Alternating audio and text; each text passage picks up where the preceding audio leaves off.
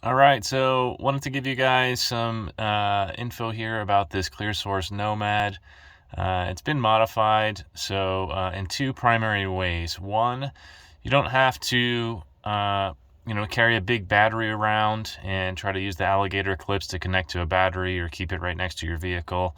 In this case, it now has its own onboard battery, which is just a DeWalt battery. So I'll show you that in a second. So that's the first modification that comes in really handy.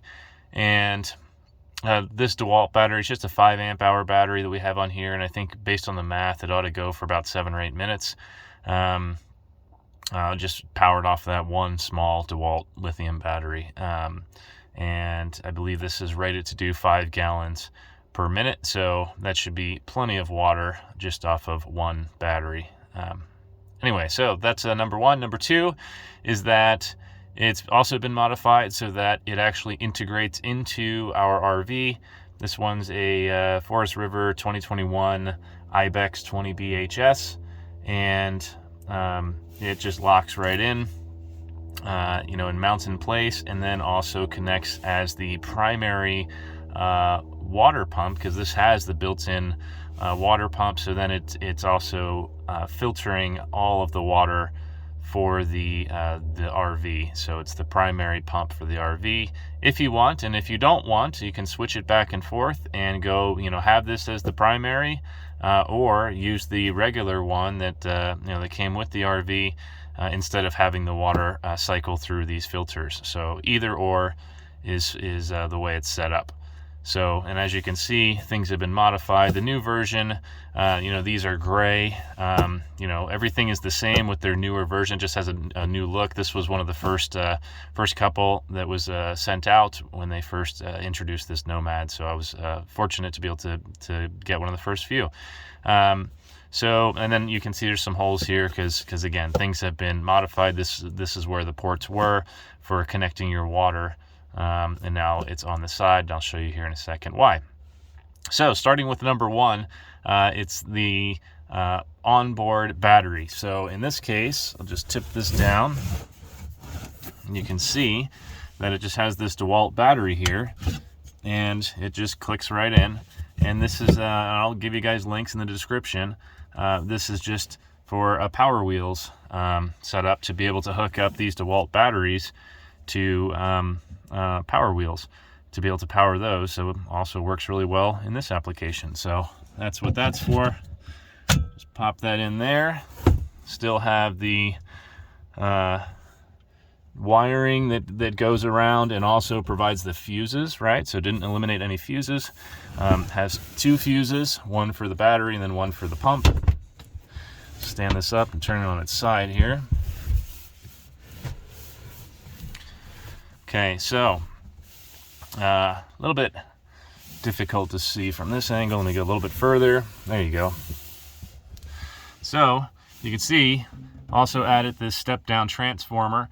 So this battery, or this pump in here that came with the unit is rated for 12 volts, and so obviously the 20-volt battery won't mix with that 12-volt pump. So this steps it down to 12 volts. So that's what that is for.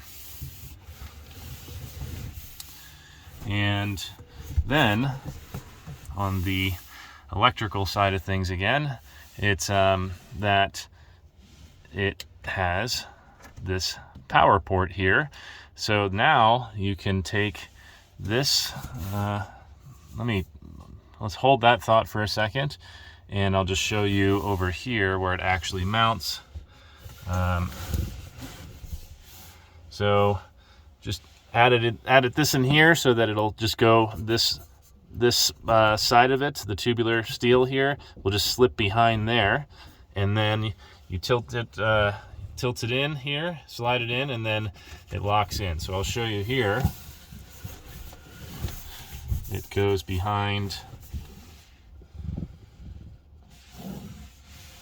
right? So it goes there.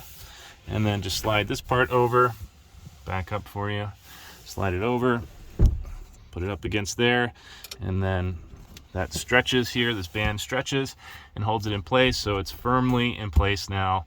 It's not going to be bouncing or tipping over as you're driving down the road.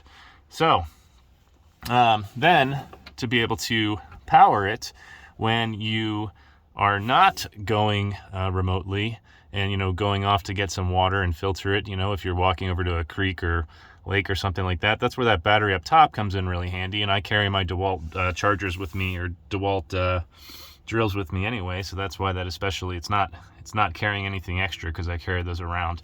And by the way, I don't leave that in there. You can if you want, but I'm not leaving that in there. I just am adding this in here so you can see it. Otherwise, I would only add that when I actually need to use it, if I'm taking it out and taking it over by a source of water.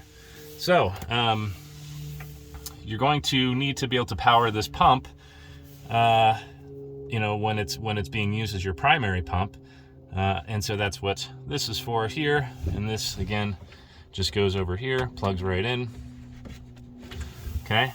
And that's just tapped into the 12 volt as well. This, as you can see up here, this is your primary pump that came with the unit, the RV in this case. And so then had to go ahead and buy one of these to be able to tee off. And then it's actually, can't really see it too well, but it just has a switch on the back side of it. So you're, determining which way, which source of water you're coming from here, or which way the flow is going to go, I should say. So this is just for winterizing. This goes off to a separate hose, so this doesn't have anything to do with it. And then this, when I have this in the up and down, then that means it's pulling water from the freshwater tank directly below here, and then it's coming up and it's going into the primary pump here and just serving as it normally would. So and then if you want to have this, that's the water from the whole RV that's going through the Nomad, so that it's fully filtered water, because sometimes, the freshwater tank can get funky, or, anyway, it's just good to have extra filtration in my case, in my opinion. So then you would just turn this, and then the water comes up out of the freshwater tank, and then it diverts around, and then you have this here, and you unplug this, and then it's kind of dummy proof here, so that way you can't plug it into the wrong one. See, I can't plug into there, right? So instead, that just plugs in down below here as the water input for the filter.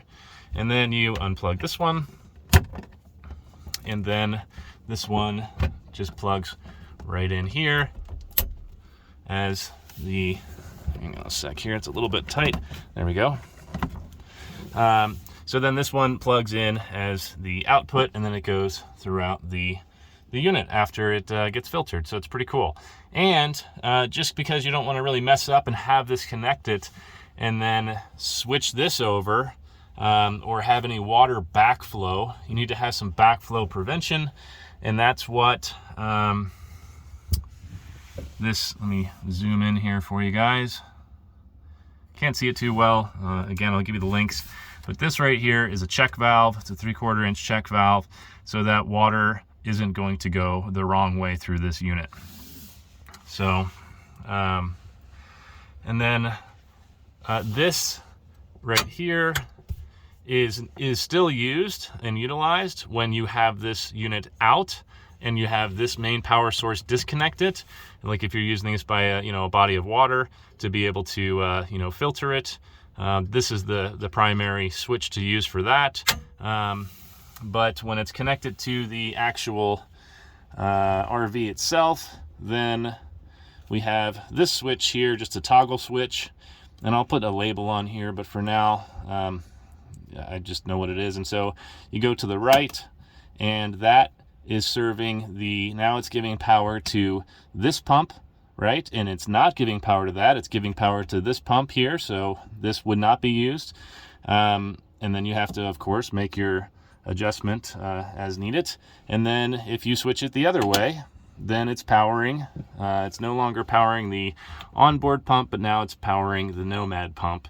And so that's all you have to do is, when you figure out if you want to have the water filtering through the Nomad or through the regular pump, you just have to choose your power here, and make your adjustment right here in terms of where the water is going to be coming from.